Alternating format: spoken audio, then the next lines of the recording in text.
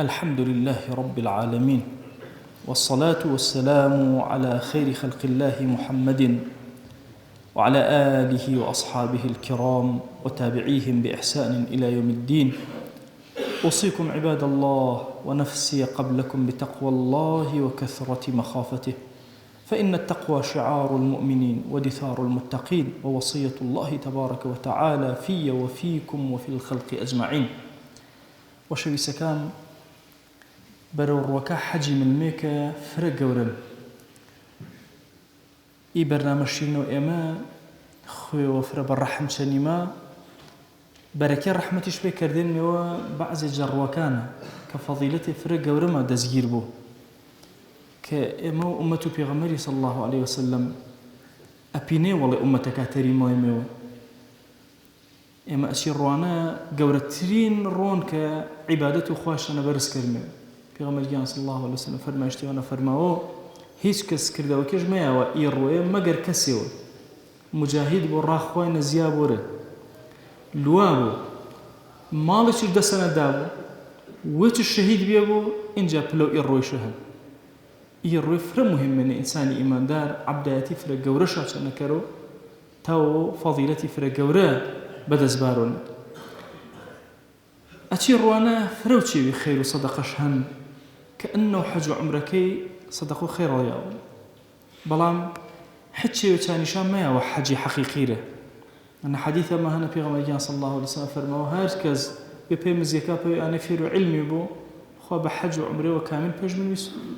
یعنی تۆ جمعانە کەمەی کەلیمەوە خێرە وەرگێری بە دڵ، کەلیمەوە شەریعەتی وەرگێری، مەفهومی جوانی مسلمانانە وەرگێری، وڵاتەکە وێتەنە بە جوان و وێڵ. إن فضيلة فرق ورشن شني أنا علمك الورجرتن بحج وكامل تام بيتون ويسريان بلام أشم أجمع شان يبو كحج سر ما فرض بي قد جهد وجهادي ما كانوا تام من بحجك حج فضيلة فرق ور شيء وهن منطقة وهورمان وما نفر ما سريو عامة كردستان شان يقصي هنا كسي شان هن ما شاء الله كرم هن جنين بيناردن حجم سر واجب نية يقصي فرق غلط واجب نییە سەر ئاواتاتەی ژەمی پێ کوڕی شابار کوڕ واجبە سەر ژەمی پێ ئاواتاتەی ژەمی پێ تاتێژ بارونە. بەڵام حتا باباش فەرماوە شەریعەتەنە ئەگەر پێویستش بە ژەمێ بۆ واجبە سەر وەچەکە ژەنیش پێ بارە، بەڵام هیچ تاتێوە شەریعەتەنە واجب نەکریان سەر ژەنی پێ کوڕەکەش بارە. کوڕەش بۆش کاسبی کرد ئیتە مەڵخانە و ئارەی کە دەستش پە نەکردن فکرێوە فرە خراپە عالەمن تاتەژ ئەن نەیتەر ماننان پاسەش پە نەکردن کە گرد و حەیاتیش گرد و ژیانیش سەرف کەرۆنە و کاتێ بەوەش زان و ئینە ئەخیرەکە عومریشەنە هیچ تا چەمشانە ئیزاڕەوە چە ژەنیش پێ بارۆ ئەوی تەریانەش پێی کەرۆ و کوڕەزاکەش و حتا کناچە زاکەش و ئینە ویر و گردینە. تۆ ئان نەزەڕەو بۆنە کە تاوی بلی سەفەرەکەی کردی زاڕۆڵەکە و نانێوەشا بۆ چێگە وەراش و محتاجە نەبە تا مەیە حەج سەرە واجبە ئەشم هەنگامەش پێ بنی نامێ بنویسی محاولە کەری چونکە شریعەتەنە فەرماوە من استطاع إليه سبيلا استطاعەکە ئانەنە بەش و ئان ناو بۆ کە بلی و بەیۆ زاوڵەکە چۆن نەمراتامەیە هەر ئەمنن چانەیە زیاتر ئیتر حەجڵ سەر واجب بیەن بە تایبەتی ئارۆنە وڵات وێمانە بە فەزڵ و خوا نیعمەتی فرێژ دێن مەپەنە بەعزێ فەرزێ هەنێ سەرما واجبێ بە ئەشم جێبەجێ شاکردنەوە چانیشە حەجە ئەشم فرە بە وریایی مامەڵەشە نەکەرمێ چونکە یۆن جە ڕوکنەکە ئیسلامی فرێمە هەنمێ بە یەری ڕوکنەوە منەوە زۆر و خوای خوا عەفو ما کرد شایەتمان ما ئاردن نما ما کردێنە ڕۆچێ ما گرتێن. دووەکەی تر کە زەکاتدایە چەنی حەج کردەیە ئەشم فرە هوشیارێش بین ئەن نەزەر ما بی زەکات دەیمێ زەکات مایمێ تاوا ما حەج کردمێ شو حەج زەکات جێبەجێ کردمێ واجبە سەرما ڕوکن و ئیسلامی. ئەگەر بۆ تو نەلابی